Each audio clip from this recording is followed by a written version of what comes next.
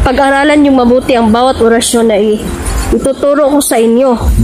Dahil may tagabantay na kayo, lahat, kung saan kayo pupunta, may proteksyon na kayo. At hindi na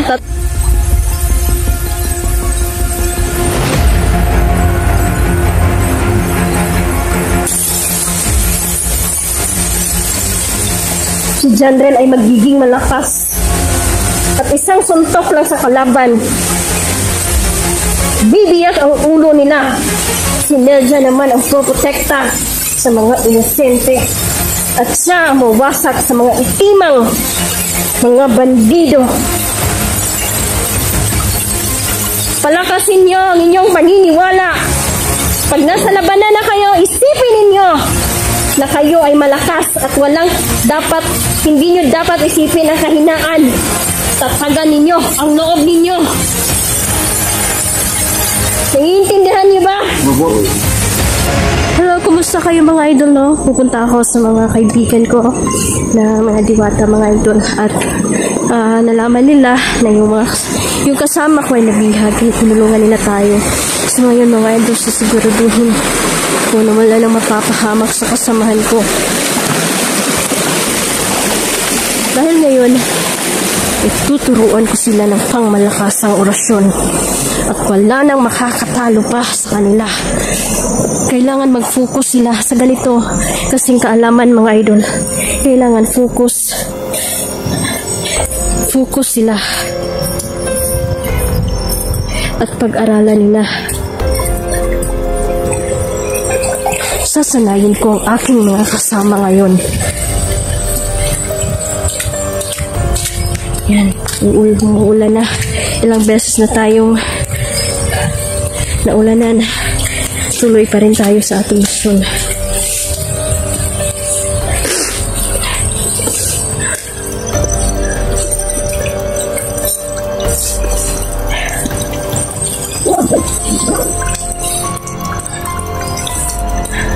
Sinubukan doon.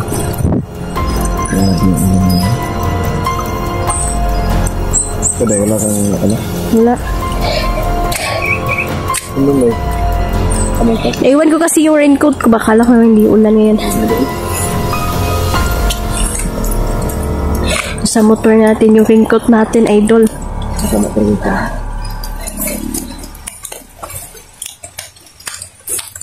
Hindi lang yung amot ng bakit.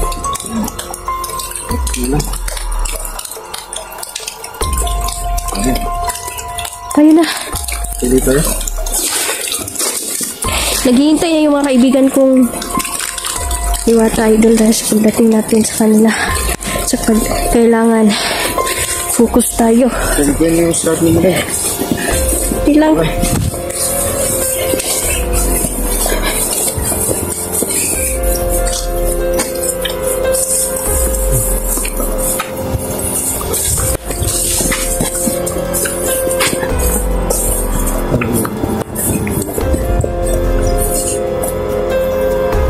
Tingnan nyo, ang kabundukan na to.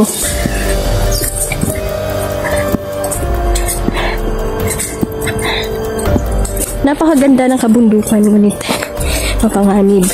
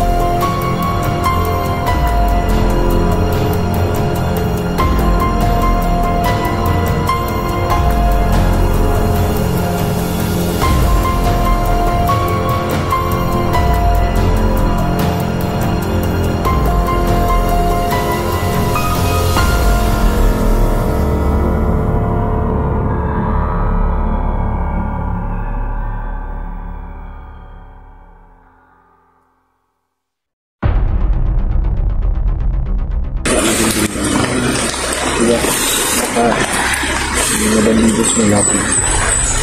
So, ang goal namin ngayon is papuntahan kayo para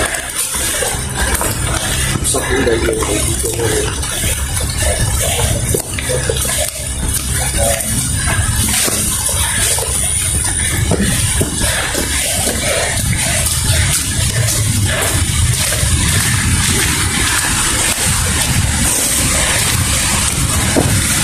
Ayan.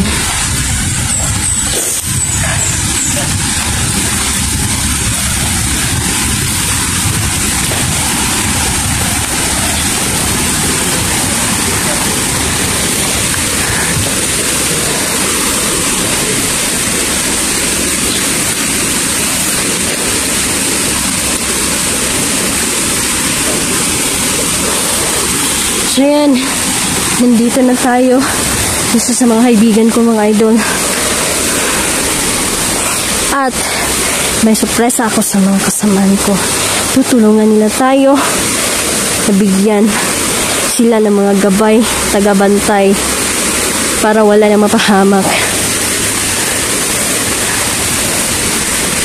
Tinugan nila sa akin ang kanilang kapangyarihan, kakayahan para mapuksan natin ang mga bandido, mga idol. Dahil may gininto ang puso din ang kasamahan ko. Simula ngayon, hindi na sila mapapahamak. Hingi ako ng permiso bago tayo pumasok doon. Magkwanta. Mag-orasyon muna ako, ha. Sige.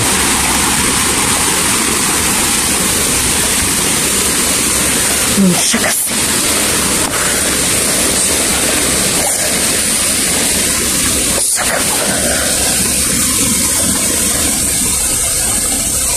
Tayo na. Naririnig niyo ba na may nagkantahan? Wala, no?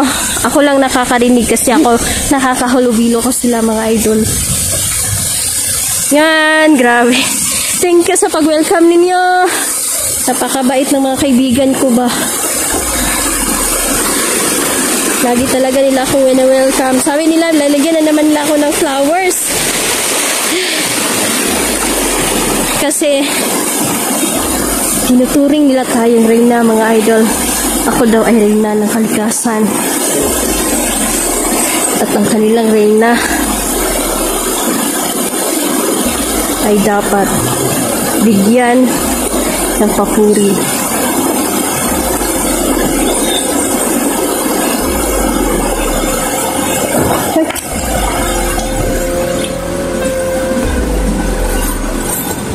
Ayun na. Kasama ko.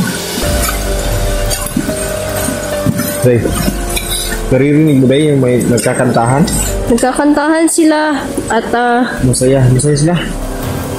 masaya sila talaga pag nakita nila ako.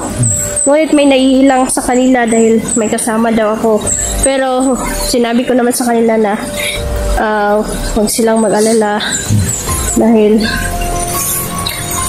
kayo ang mga kasama ko. At alam nila na may ginintuan kayong puso.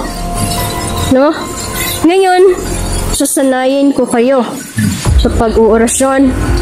At bibigyan kayo ng tagabantay ng mga diwata. General, magiging malakas ka, ikaw din. Pag-aralan yung mabuti ang bawat orasyon na ituturo ko sa inyo. Dahil may tagabantay na kayo, lahat, kung saan kayo pupunta, may proteksyon na kayo. At hindi na tatablan ng itim na mahika ang mga katawan ninyo. Naintindihan nyo? Hindi naman.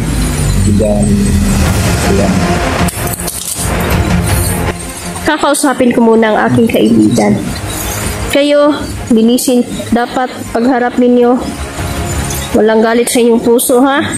Malinis ang inyong hangarin. Dahil ang mga diwata ay nalalaman nila kung ano ang nasa puso ninyo. Kailangan focus ang bawat isa sa inyo para wala nang mapahamak.